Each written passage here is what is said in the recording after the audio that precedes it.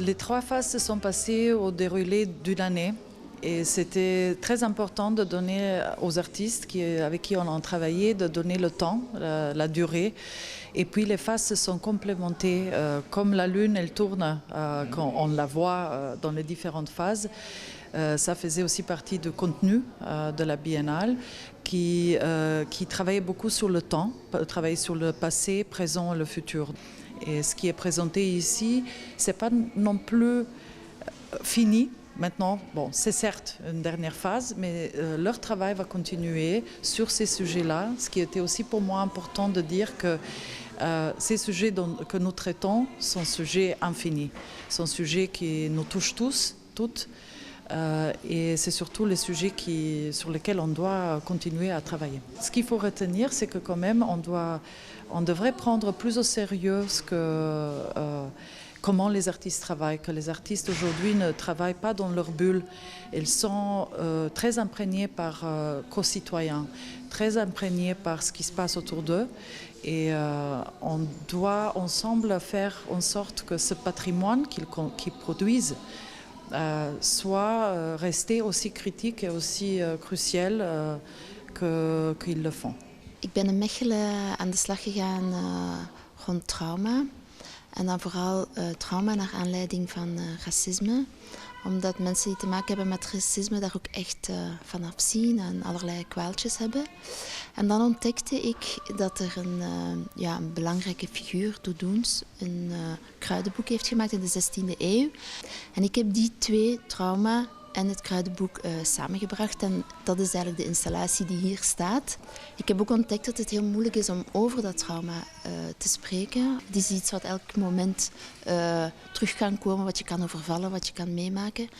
En het wordt ook, en dat is het grote probleem, het wordt ook niet echt erkend. Dus ik heb hier bijvoorbeeld ook een kast staan, dat is een soort van barkast en met een medicijnkastje. Want dat is wat vaak gebeurt met mensen die daarvan afzien. Die nemen een pijnstiller in, die drinken een glas en die gaan gewoon weer verder. De bedoeling is om de mensen sterker te maken, meer energie te geven. Een ruimte zoals deze, waarin dat ze zich goed kunnen voelen, een safe space. En waar dat ze kunnen herbronnen om dan toch terug op een gezonde manier, samen met anderen ook hopelijk, er iets aan te doen. Ik ben geboren in Congo, vandaar dat ik dit project heb willen doen. Maar ik wilde heel graag ook iets doen rond de koloniale aanwezigheid in Mechelen zelf. Daar staat dus een beeld op de Schuttersvest, een koloniaal monument dat ik zeer schoon vind. Maar wat er dan ook heel raar is aan dat beeld, is dat het zo mooi is, maar de inscriptie gaat over dat eigenlijk de moordenaars zijn van de mensen die afgebeeld zijn, die op de inscriptie staan. Ik heb het idee opgevat om een kopie van dat beeld te maken, maar om daar dan een andere inscriptie voor te ontwerpen. Ik heb eigenlijk gewoon heel snel het idee gehad, ik heb daar hulp voor nodig. En ik vind ook dat Congolese Belgen, dat zij daar eigenlijk hun zich over moeten doen. Wat moet daar dan wel op komen? Wij willen constructief samenleven, was de boodschap. En dus niet alleen maar het verleden afkeuren of duiden, maar meer dan dat. En dan een volgende stap. Het beeld is er nu.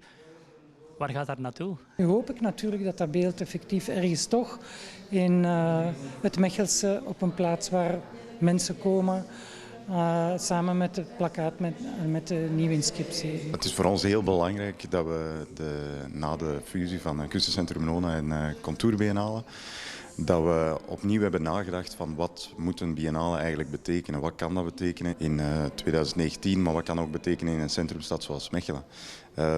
En zoals we altijd doen, denken we er heel goed over na en zorgen we dan dat we spannende dingen doen, zoals we ook in de rest van de programmatie doen. Dus hebben we nu de spannende keuze gemaakt om eigenlijk voor een curator te kiezen die heel het idee van de biennale eigenlijk gaat herdenken.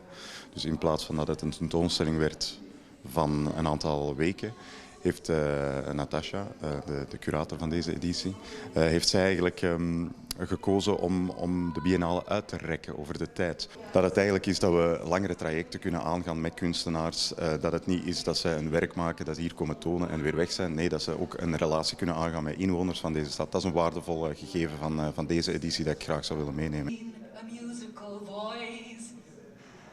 light of nerve.